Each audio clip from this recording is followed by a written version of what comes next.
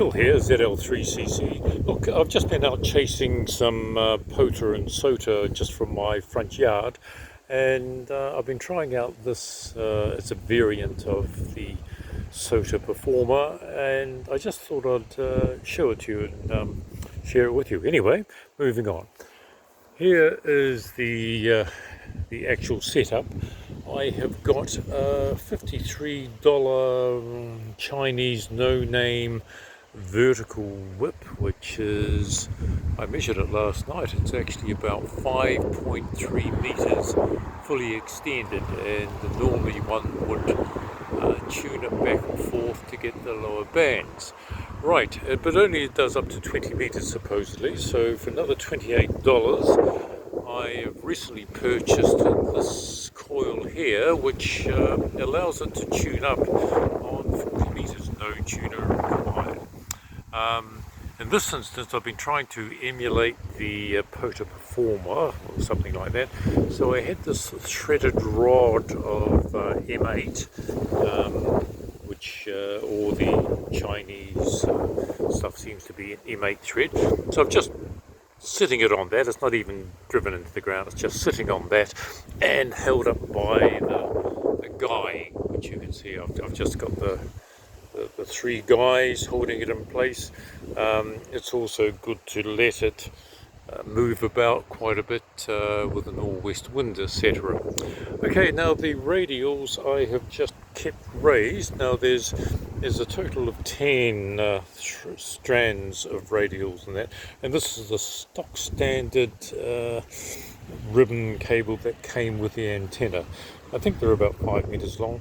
All I've done is I've just extended them out and bounced them in, or put them in a plastic electric fence standard, and that's it. And this morning I got 5.8 from Nick, his ZL2NEB up in Picton, but I've had 3 other calls where I've been answering to Auckland, and I've been getting 5.9. I've been operating 80 watts. This is my setup here. I haven't got it going at the moment. I've been trialling this 10 amp hour LifePo from Settle, and I've been using for about 2.5 hours now, and it's still showing 3.2 volts, so I'm quite happy with that. This underneath here, I'll show you at a different time, is my sort of how I pack up my kit, my Go kit, which I have this antenna tuner, which is a lovely antenna tuner when the damn thing works. But twice now I've had it where I just couldn't get it to even turn up or recognize the signal from the radio, so I've thrown that away at this stage, and I'm using my MFJ 945V, which to me is the ultimate for field operation. That's just the size, and it doesn't fit in there nice with everything.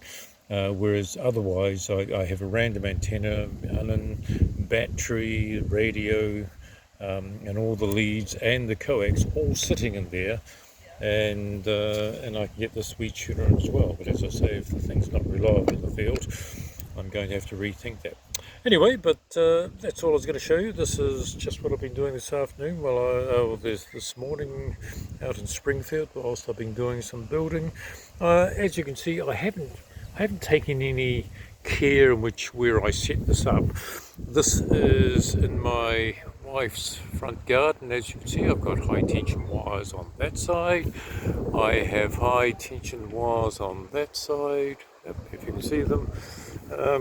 And it's usually a very noisy environment, but I have to say, with this vertical setup like this, it's only about an S3, whereas my other permanent aerial is about an S6 continuously.